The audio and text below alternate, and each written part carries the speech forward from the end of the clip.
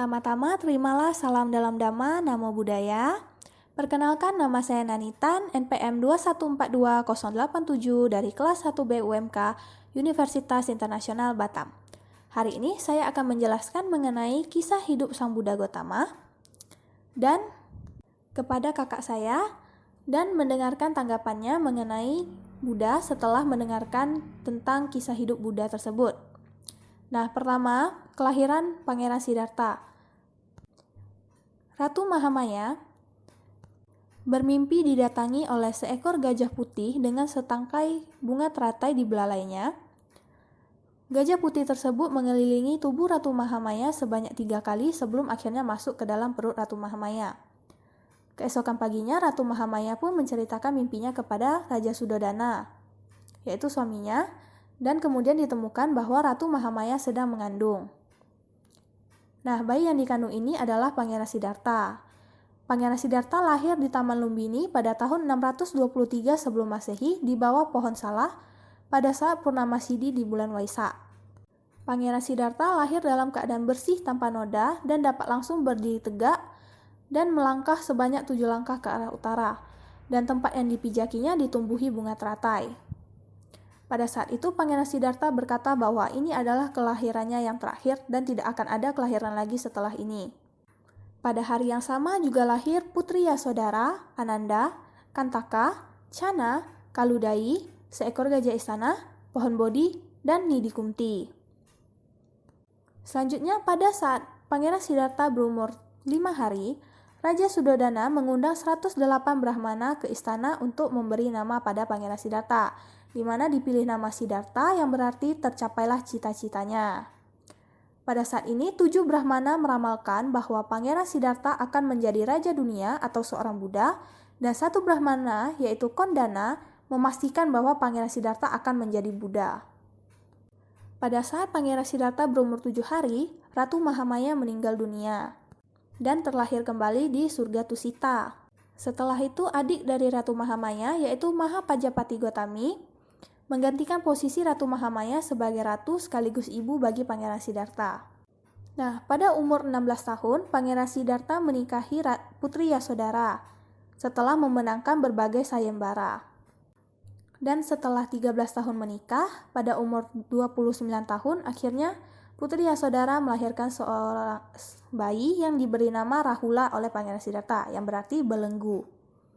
Nah, pada saat kelahiran Rahula, Pangeran Siddhartha meninggalkan istana. Bersama Chana dan Kantaka, ia melihat 4 peristiwa yang seharusnya tidak boleh dilihatnya, yaitu orang tua, orang sakit, orang mati, dan seorang pertapa suci. Setelah itu, Pangeran pun bertekad untuk mencari cara untuk melenyapkan semua penderitaan bagi semua makhluk. Setelah meninggalkan istana, pertama-tama Pangeran Siddhartha berguru kepada Alaraka Lama. Namun tidak dapat menemukan hasil yang diinginkannya, ia kemudian meninggalkan Alaraka Lama dan berguru pada Udaka Ramaputa. Namun, dia juga tetap tidak menemukan akhir dari penderitaan. Setelah itu, ia bertemu dengan 5 pertapa. Di sana mereka bersama-sama bertapa menyiksa diri selama 6 tahun. Dia bertapa di Huta Uruwela bersama 5 pertapa tersebut, yaitu Kondana, Vapa, Badia, Mahanama, dan Asaji. Kemudian pertapa Gotama menjadi sadar setelah mendengar nyanyian dari sekelompok penyanyi ronggeng yang mengatakan jika dawai kecapi tak terlalu longgar dan tak terlalu kencang, kecapi akan menghasilkan suara merdu. Pertapa Gotama pun sadar dan tidak lagi menyiksa dirinya.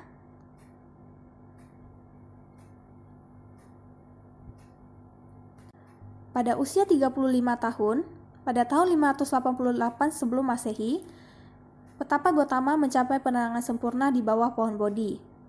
Tepat pada saat bulan Waisak di malam Purnama Sidhi. Setelah itu, Sang Buddha membabarkan Dhamma pertama kali di Tamarusa Isipatana kepada 5 orang pertapa,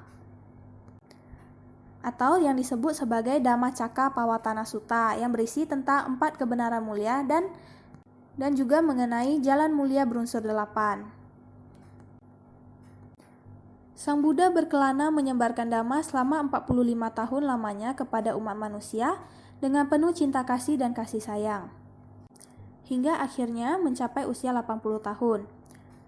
3 bulan sebelum parinibbana, Buddha melakukan perjalanan ke Kusinara dan akhirnya Buddha Mahaparinibbana di Kusinara di antara 2 pohon salak dan menghadap ke arah utara.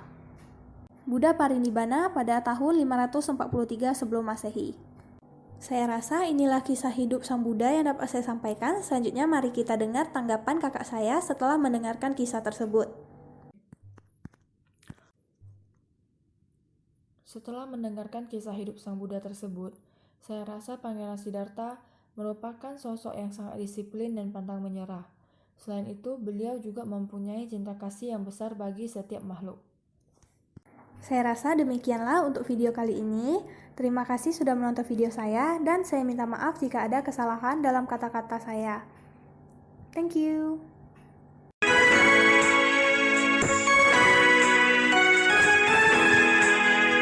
Pertama-tama terimalah salam dalam Dhamma, Namo Buddhaya.